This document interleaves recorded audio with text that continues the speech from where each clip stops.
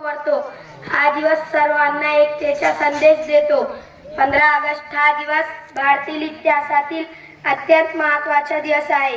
इस programme की सबसे आखिरी कड़ी जामिया के तालिब इल्म शेख मोहम्मद हुज़ैफ को मैं आवाज़ दूंगा कि वो आज़ादी हिंद को मराठी ज़बान में सामाईन के सामने बयान फरमाएं।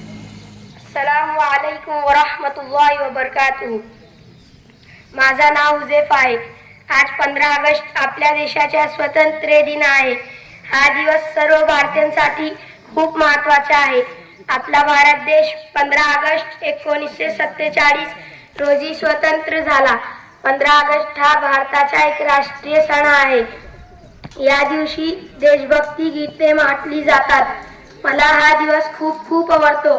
हा दिवस सर्वांना एकतेचा संदेश देतो। 15 ऑगस्ट हा दिवस भारतीय इतिहासातील अत्यंत महत्त्वाचा दिवस आहे।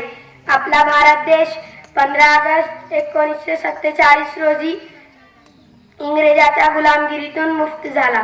धन्यवाद।